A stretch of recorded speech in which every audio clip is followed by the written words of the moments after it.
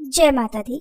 प्रिय भक्तजनों, अगर आपने नवरात्रि के व्रत रखे हैं और आप कलश विसर्जन करना चाहते हैं, दुर्गा विसर्जन करना चाहते हैं, तो इस वीडियो में आपको आपके सभी सवालों के उत्तर मिलने वाले हैं। वीडियो बहुत महत्वपूर्ण है, पूरा जरूर देखिएगा। आज की इस वीडियो में आप जानेंगे कलश विसर्जन कब और कैसे करें, विसर्जन का शुभ मुहूर्त क्या रहेगा, कन्या पूजन यदि आपने नहीं किया है तो कन्या पूजन कब और कैसे करें, कलश के ऊपर रखे हुए नारियल को किसे देना है, माता की चौकी, कलश के नारियल का, ज्वारे का या जल सामग्री का क्या करना है। विसर्जन करने से पहले जान लेते हैं विसर्जन के महत्व के बारे में। और इस वीडियो को उन लोगों को जरूर देखना चाहिए जो कलश विसर्जन नवरात्रि में अष्टमी या फिर नवमी तिथि में कर लेते हैं। आप जानते ही हैं कि हमारी माता प्रकृति और स्वयं हमारा ये नश्वर शरीर पंच तत्वों से बना है। पंच तत्व यानी कि पृथ्वी, जल, अग्नि, आकाश और वायु। और विसर्जन का विधान इसी ब्रह्मांडी चक्र पर निर्धारित है। जब हम मिट्टी की प्रतिमा बनाते हैं तो उसमें प्राण प्रतिष्ठा करते हैं, तो हम उस पर निराकार सर्वव्यापी ब्रह्म यानी दिव्य चेतना को एक साकार माध्यम में आह्वान करते हैं। 9 दिन की पूजा से हमारी वह मूर्ति दिव्य ऊर्जा से ओतप्रोत हो जाती है। और विसर्जन का अर्थ होता है उस दिव्य चेतना को उसके मूल तत्व जल में सहर्ष वापस लौटाना। जल को स्वयं नारायण का स्वरूप और वरुण देव का क्षेत्र माना गया है, इसलिए ये विसर्जन किसी त्याग या अशुभ कर्म का प्रतीक नहीं होता है, बल्कि पूर्णता और ब्रह्मांडी वापसी का परम पवित्र कर्म है।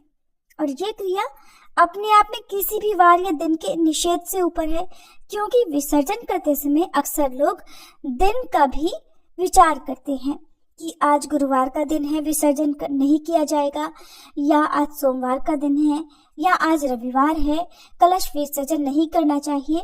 तो ये वीडियो उन लोगों के लिए भी महत्वपूर्ण है जो किसी भी वार का विचार करते हैं, क्योंकि हमारे पुराणों में कहीं भी ऐसा स्पष्ट निर्देश नहीं है कि गुरुवार को विसर्जन ना किया जाए।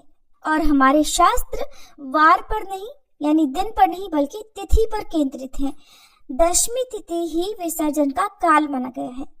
शिव पुराण में स्पष्ट वर्णन है कि देवी दुर्गा ने दशमी तिथि को ही महिषासुर का वध किया था और इसी दिन वह कैलाश पर्वत पर अपने लोक को वापस लौट गई थी। इसलिए विसर्जन के लिए जो सबसे सही समय माना जाता है वो है दशमी तिथि। कालिका पुराण में नवरात्रि व्रत के समापन के लिए एक समय स्पष्ट निर्धारित किया गया है, जिसके अनुसार अपराह्ने दशम्या तो कुर्यादेव्याः समापनम।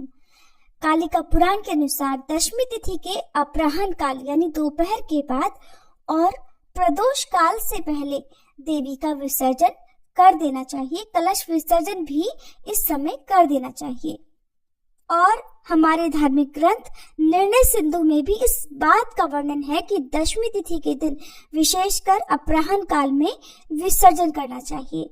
तो इस प्रकार इन सभी प्रमाणों से ये अकाट्य रूप से सिद्ध होता है कि विसर्जन करने के लिए दशमी तिथि ही सर्वोपरि मानी गई है। अगर शुभ दशमी तिथि को कोई भी वार पड़ रहा हो तो कालिका पुराण के निर्देशानुसार विसर्जन करना पूर्णतः शास्त्र सम्मत है और इसमें किसी भी प्रकार का कोई दोष नहीं लगता है, क्योंकि शास्त्र तिथि को महत्व देते हैं, वार को नहीं। अक्सर लोग कलश विसर्जन जिनके यहाँ अष्टमी को कन्या पूजन होता है वो अष्टमी तिथि को कन्या पूजन करने के बाद कर लेते हैं, तो कुछ लोग नवमी तिथि को भी कलश विसर्जन करते हैं। तो आप यदि इस नियम का पालन पहले से करते आ रहे हैं, अगर हो सके तो इस नियम को आप बदल दीजिए, दशमी तिथि को ही कलश विसर्जन या दुर्गा विसर्जन करना शुरू कर दीजिए।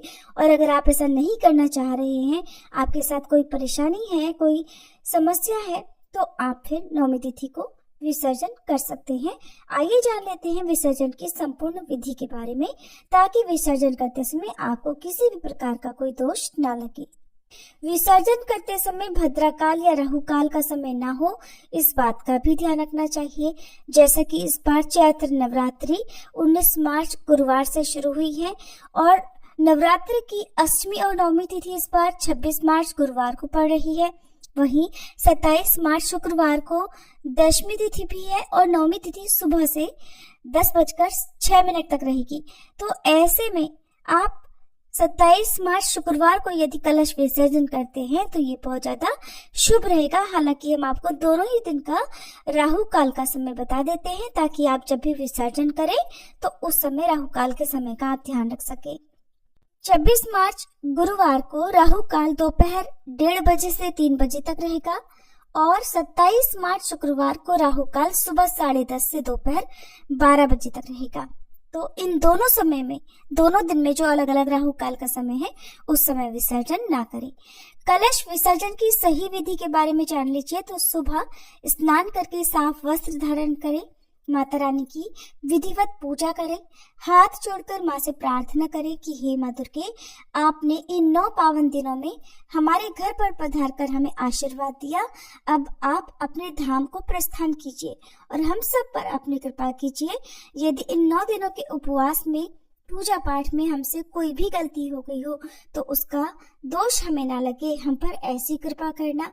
आज हम विधि विधान से कलश विसर्जन करना चाह रहे हैं, हम अज्ञानी हैं। यदि विसर्जन में हमसे कोई गलती हो जाए तो हे माँ, हमें अपनी संतान समझकर हमारी उस गलती को, उस अपराध को क्षमा कीजिएगा।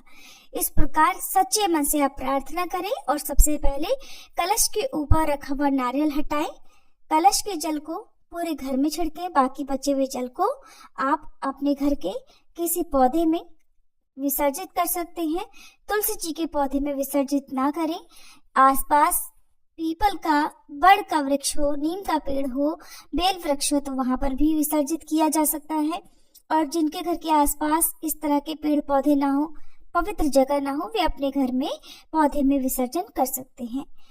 कलश के ऊपर रखा हुआ नारियल क्या करना चाहिए? तो कुछ लोग तो परिवार में प्रसाद रूप में इस नारियल को तोड़कर बांट सकते हैं, ग्रहण कर सकते हैं या आसपास के किसी मंदिर में अर्पित कर सकते हैं। कभी भी नारियल को इधर उधर नहीं फेंकना चाहिए, सड़क के किनारे किसी पेड़ के नीचे नहीं रखना चाहिए और अगर संभव हो तो बहते जल में भी इस नारियल को विसर्जित किया जा सकता है।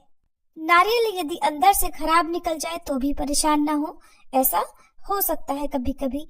कलश के अंदर जितनी भी जल सामग्री डाली गई है उसमें से एक का सिक्का निकालकर, और अगर आपने पंचरत्न डाले हैं, कोई भी रत्न डाला है तो उसे निकालकर बाकी सभी सामग्री का विसर्जन कर दिया जाता है। अगर आपने ज्वारे बोए हैं तो ज्वारों को भी आसपास की गौशाला में रख सकते हैं, गौ माता के लिए रख सकते हैं। और अगर आसपास ऐसी व्यवस्था नहीं है तो इन सभी ज्वारों को घर में ही किसी गमले में मिट्टी में दबा सकते हैं। मिट्टी के जो भी दिए आपने प्रयोग किए हैं, मिट्टी का चौड़ा पात्र इस्तेमाल किया है, मिट्टी का कलश इस्तेमाल किया है, उन सब को भी आपको विसर्जित कर देना चाहिए। और विसर्जित करने के लिए आपने जो जो बड़े बड़े पात्र रखे हैं उसमें आप जल भरकर या पक्षियों के लिए खाना आदि रखकर उनका उपयोग कर सकते हैं। माता की चौकी आप अगली बार की पूजा के लिए प्रयोग में ला सकते हैं।